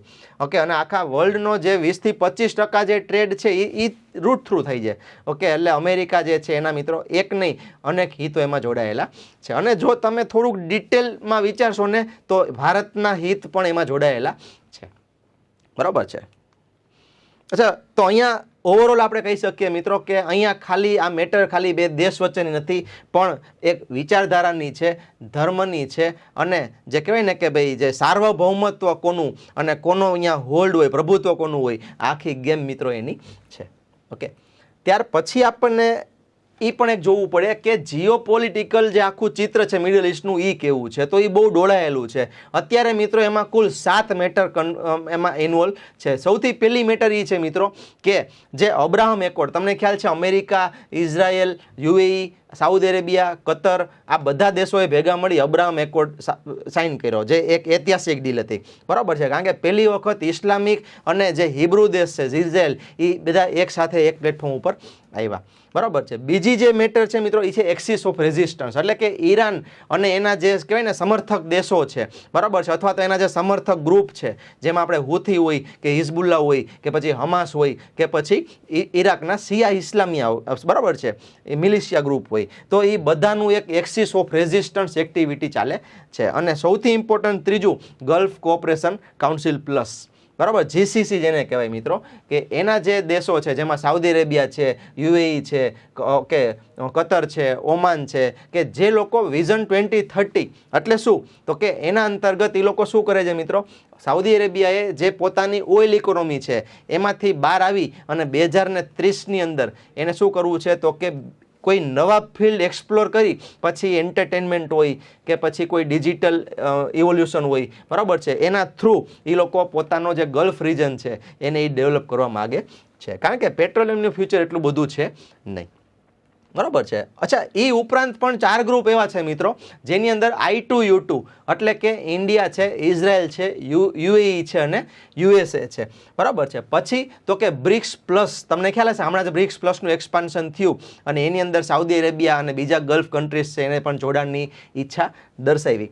ત્રીજું તો કે સર જે IMEC છે, G20 દરમિયાન જે India middle east Europe corridor જે બનવાનો છે, બરાબર છે, એમાં પણ યુએઈ છે, સાઉદી અરેબિયા છે, એ બધાનો એક મોટો રોલ છે. અને છેલ્લે આવશે સર OPEC, બરાબર છે, એટલે કે organization for petroleum exporting countries, જેમાં પણ ગલ્ફ કન્ટ્રીઝનું બહુ હેવી પ્રભુત્વ જોવા મળે. બરાબર છે. તો મિત્રો તમે જુઓ કે મિડલ ઇસ્ટનો જે આખો એરિયા છે તો એ જીઓ પોલિટિકલી એકદમ સેન્સિટિવ છે, એકદમ એક્ટિવ છે અને બધાના ઇન્ટરેસ્ટનો છે.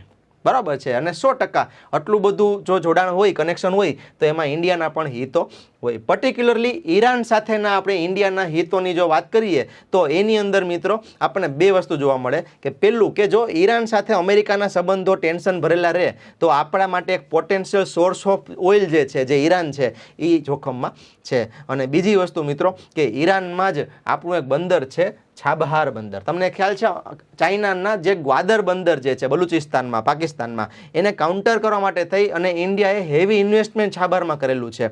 બરાબર છે. અત્યારે મિત્રો એ ઇન્વેસ્ટમેન્ટ પણ ઘણું બધું જોખમમાં છે. બરાબર છે. તો વી હોપ ફોર બેસ્ટ કે બધું જે છે એ બહુ જલ્દી સમૂહ સૂત્રો પાર પડે. અને ત્યાર પછી જે ત્રીજું જે ત્રિશુલ છે મિત્રો, બરાબર છે, એ છે શું તો કે ગ્રીનલેન્ડ અને અમેરિકાનો જે કોન્ફ્લિક્ટ ચાલે છે.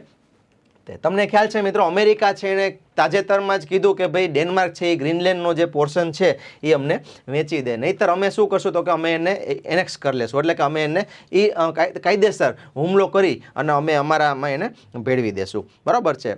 ત્યાર પછી અમેરિકાનો તર્ક એવો હતો આની અંદર કે ભાઈ જે રશિયા અને ચીન જે આર્કટિકમાં પોતાનું પ્રભુત્વ વધારે છે તો એને બેલેન્સ કરવા માટે અમેરિકાની ત્યાં હાજરી ખૂબ જ જરૂરી છે. બરાબર છે. અને દૂર રહીને અમેરિકા એ કરી શકશે નહીં, તો એના માટે અમારી હાજરી જો ગ્રીનલેન્ડ અમારી પાસે હોય તો આખું ગ્લોબલ જે પીસ ઓર્ડર છે એ પણ વ્યવસ્થિત રહી શકે.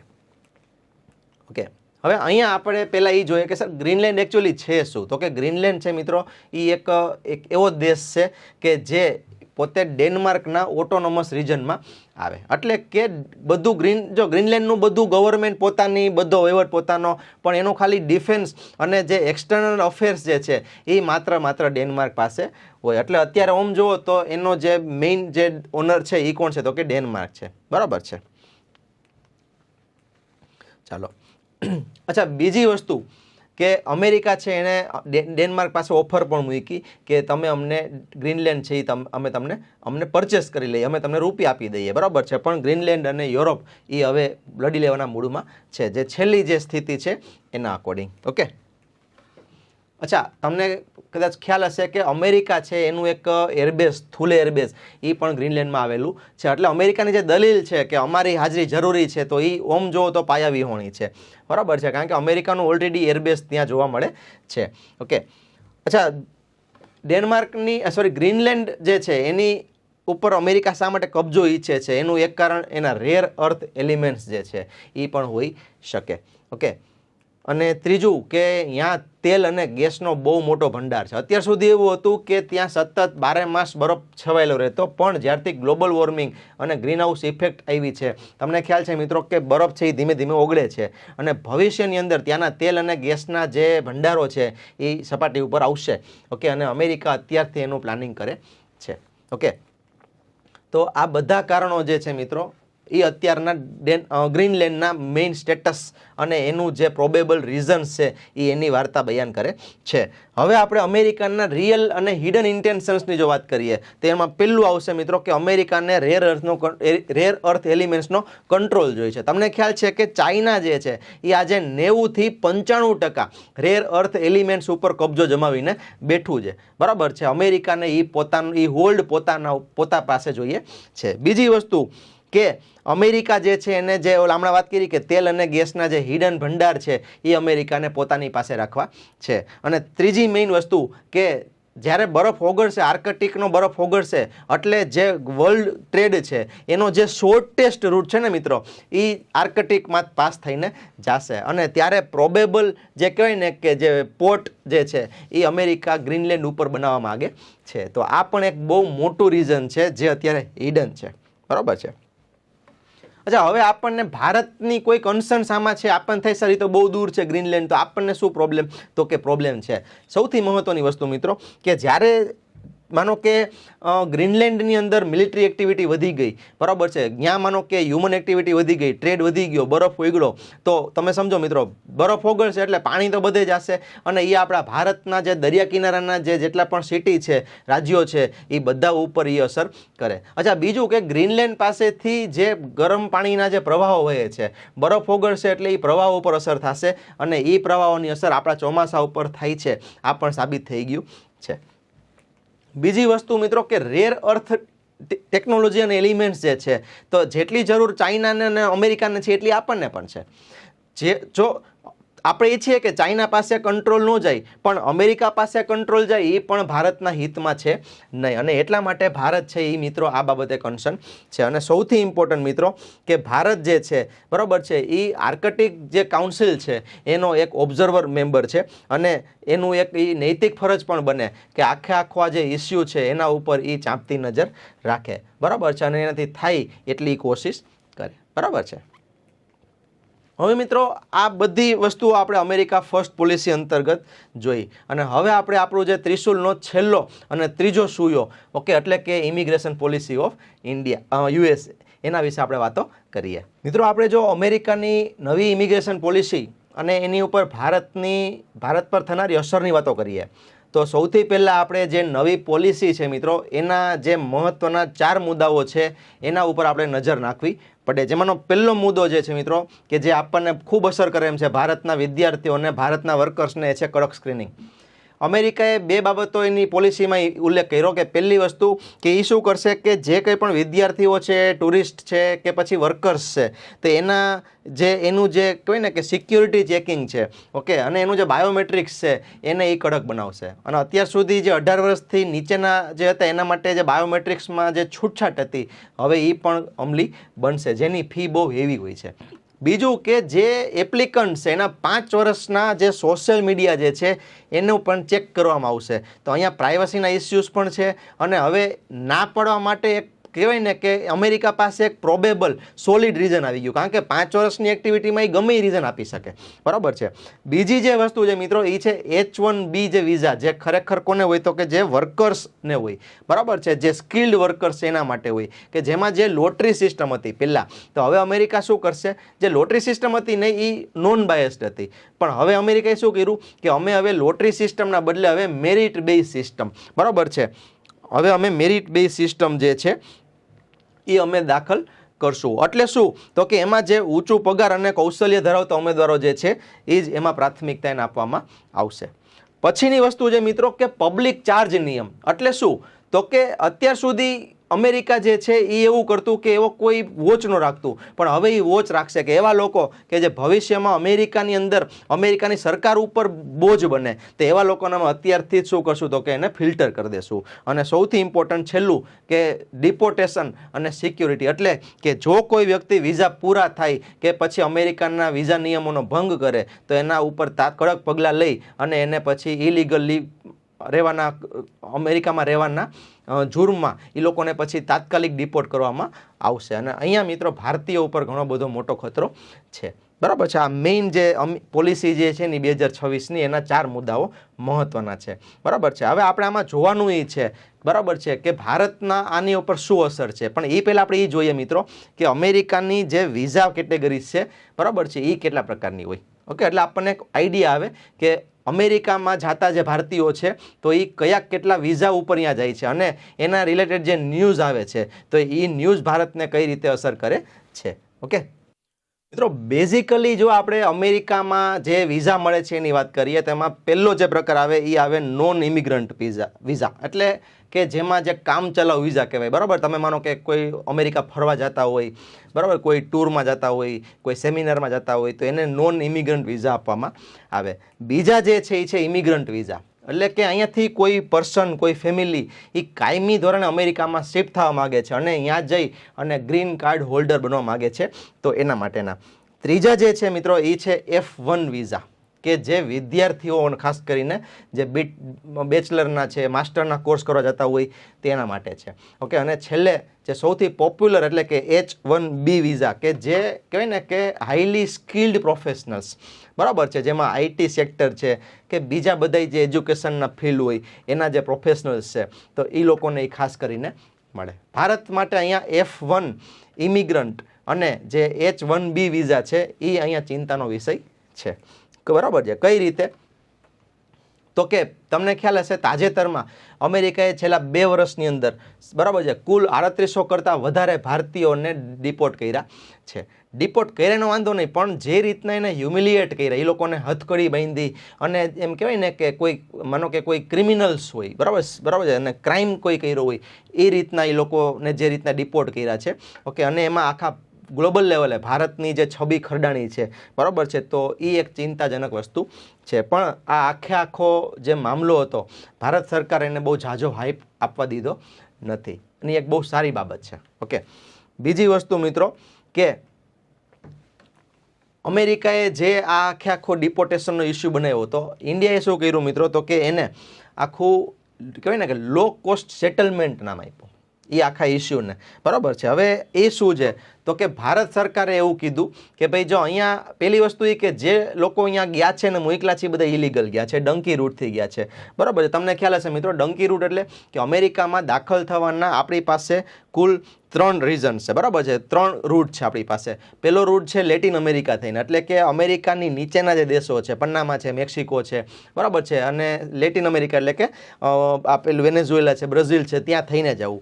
બીજો રૂટ છે એ મિત્રો આફ્રિકાનો રૂટ છે, બરાબર છે, કે ભાઈ અહીંયાથી પહેલાં બધા લોકો આફ્રિકા જાય ને આફ્રિકાથી પછી લોકો વર્કિંગ વિઝા ઉપર ક્યાં જાય, તો કે અમેરિકા જાય. અને ત્રીજો રૂટ છે એ છે તુર્કીનો, બરાબર છે. તુર્કીનો જે રૂટ છે ત્યાંથી એ લોકો પછી કેનેડા થઈ અને એ લોકો અમેરિકામાં એન્ટ્રી લે છે. અને આ દરેક રૂટ માટે મિત્રો 50 લાખથી શરૂ કરી અને 1.5 કરોડ સુધીનો ખર્ચો આવે છે. અને ત્યાં જઈને એ લોકો પછી ઇલીગલી લોકો રહેતા હોય છે, બરાબર છે. હવે એ લોકોને અમેરિકા ડિપોર્ટ કરે તેમાં કંઈ ખોટું છે નહીં, ખાલી ઇસ્યુ એટલો હતો કે એને જે રીતના હ્યુમિલિએટ કરવામાં આવ્યા એ થવું જોઈએ નહીં, એનાથી ઇન્ડિયાની જે છબી છે એ ખરડાઈ શકે. અને એના માટે ઇન્ડિયન ગવર્મેન્ટ છે અમેરિકા સાથે વાત પણ કરે છે. હવે આપણને થાય સર શું કામ એને દેશ નિકાલ આપ્યો, આ લોકો શું કામ ડિપોર્ટ કર્યા? તો એના ઘણા કારણો છે. પહેલું કે એ લોકો ગેરકાયદેસર ડંકી રૂટથી ત્યાં ગયા. અચ્છા, બીજું છે વિઝા ઓવરસ્ટે, કે ભાઈ કાયદેસર ગયા છે, વિઝા પૂરો થયો છે છતાં પણ ત્યાં રોકાણા છે. ત્રીજું છે મિત્રો ક્રિમિનલ રેકોર્ડ. ઘણા બધા લોકો છે એની પાસે કાયદેસરના વિઝા પણ છે, પણ એ લોકો અમેરિકામાં રહી અને એ લોકો ઇલીગલ એક્ટિવિટીમાં છે, ખાસ કરીને હ્યુમન ટ્રાફિકિંગ અને ડ્રગ્સ કાર્ટેલના જે ગુના હોય એમાં. અને સૌથી ઇમ્પોર્ટન્ટ ચોથી વસ્તુ મિત્રો કે વિઝા શરતોનું ઉલ્લંઘન.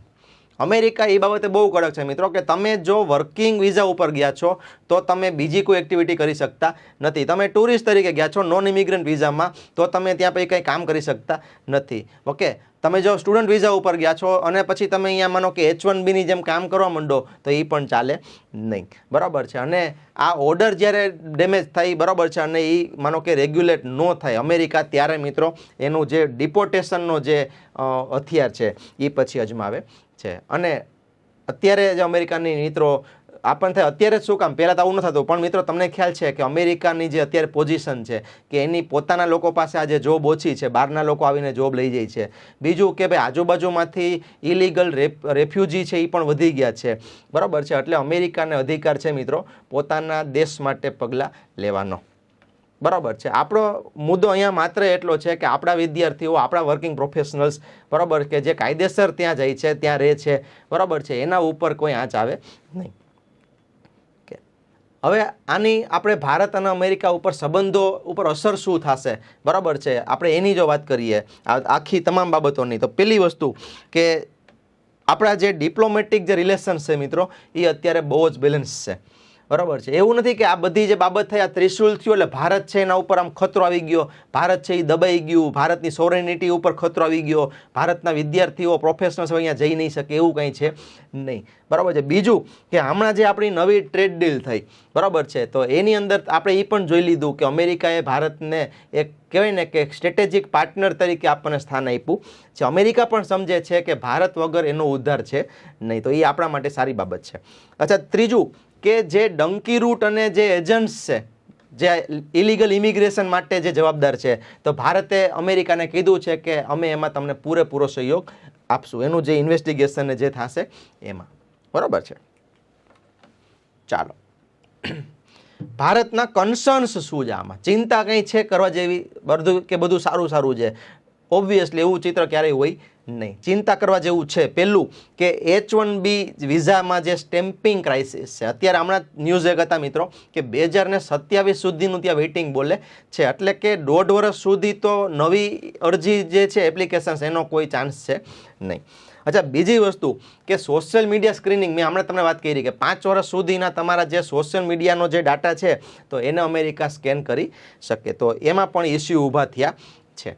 બરાબર. ત્રીજું છે મિત્રો બાયોમેટ્રિક જે છે, હમણાં મેં વાત કરી કે ભાઈ 18 વર્ષથી નીચેના લોકો માટે પણ બાયોમેટ્રિક ફરજિયાત બનાવવામાં આવ્યું છે. બરાબર છે. તો અહીંયા મિત્રો એ જે વસ્તુ છે. ચોથું છે એજ આઉટની સમસ્યા, કે ભાઈ માનો કે તમે ત્યાં ગયા છો અને તમારું કોઈ માઇનોર સંતાન 21 વર્ષથી ઉપરનું થાય તો એને તાત્કાલિક પછી એને કહેવાય કે ડિપોર્ટ કરવામાં આવે. અને ચોથું છે મિત્રો ગ્રીન કાર્ડ બેકલોગ. અત્યારે અમેરિકામાં એવી પરિસ્થિતિ છે કે ગ્રીન કાર્ડ હોલ્ડર્સનું જે આખું વેઇટિંગ લિસ્ટ છે, બરાબર છે, તો જે ઇમિગ્રન્ટ વિઝામાં જે લોકો અમેરિકા ગયા છે તો એનો આવનારા 20-25 વર્ષ સુધી પણ વારો આવે એમ છે નહીં. બરાબર છે. તો આ બધા જે કન્સર્ન છે આ ઇન્ડિયન ડાયાસ્પોરા ઇન US એને લગતા છે, અને ઓબ્વિયસલી આની જવાબદારી છે એ ભારત ઉપર આવે.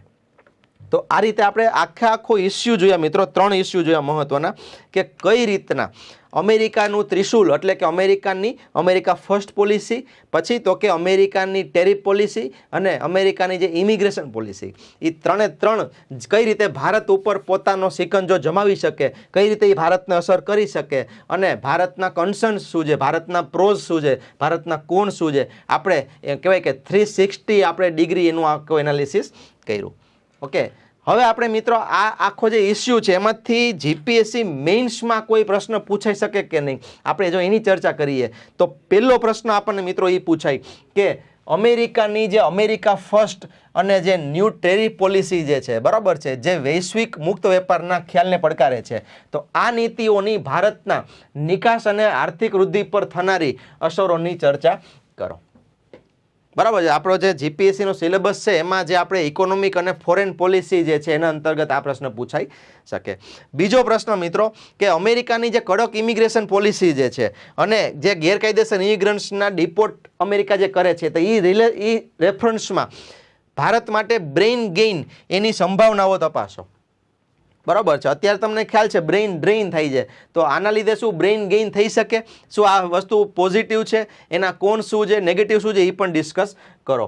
ત્યાર પછી ત્રીજો પ્રશ્ન સર એ પૂછાય કે આર્કટિક રીજન છે અને ગ્રીનલેન્ડમાં જે મહાસત્તાઓની સ્પર્ધા વધતી જાય છે, ખાસ કરીને અમેરિકા, ચીન, રશિયાની, તો એ પરિસ્થિતિમાં ભારતનું સ્ટ્રેટેજિક ઓટોનોમી કઈ રીતના એ મેન્ટેન કરી શકે, કોઈનો પક્ષ ન લેવો, આપણા હિતો પણ જળવાય અને આપણો ઇકોનોમિક જે છે ફાયદો, રેર અર્થ એલિમેન્ટ્સ છે કે ઓઇલ રિઝર્વ છે, તો એમાં આપણા હિતો કેમ જળવાય એના વિશે આપણે ચર્ચા કરવાની છે. ચોથો પ્રશ્ન, વેનેઝુએલામાં જે અમેરિકાએ હસ્તક્ષેપ કર્યો અને એના લીધે જે ગ્લોબલ ઓઇલ માર્કેટમાં જે આવનારા સમયમાં જે ઉથલ પાથલ મચશે, બરાબર છે, તો એનામાં શું ભારત માટે કોઈ એનર્જી સિક્યુરિટીની નવી તક ખુલશે કે ભારત માટે શું કોઈ નવા ટેન્શન્સ આવશે, બરાબર છે, તો એનું તમે સ્ટ્રેટેજિક એસેસમેન્ટ તમે એનું કરો, ક્રિટિકલ એનાલિસિસ કરો. અને છેલ્લો પ્રશ્ન મિત્રો કે અમેરિકા દ્વારા ગ્રીનલેન્ડ મેળવવાની જે ખેંચતાણ અને એના લીધે જે નવા કોલ્ડ વોરના જે કહેવાય ને કે મંડાણ થાય છે અને ભણકારા વાગે છે વિશ્વ લેવલે, બરાબર છે, તો આ સ્પર્ધામાં ભારત જેવા ઓબ્ઝર્વર રાષ્ટ્ર જે છે, બરાબર છે, જેમાં ગ્લોબલ સાઉથ પણ આવી જશે, તો એના હિતો કઈ રીતના જોખમાશે અને એનું સોલ્યુશન શું હોઈ શકે એની ચર્ચા કરો. તો મિત્રો આ રીતના તમે કોઈ પણ એક ટોપિક છે એને 360 ડિગ્રી તૈયાર કરી શકો અને એમાં આઈસ હંમેશા તમારી સાથે રહેવાનું છે. તો મિત્રો ફરી વખત મળશું આવનારા એપિસોડમાં આપણે એક નવા એક ટોપિક અને એના 360 ડિગ્રી ઇનસાઇટ સાથે. ત્યાં સુધી મિત્રો તમારી તૈયારી જે છે એ કરતા રહો. જય હિન્દ, જય ભારત.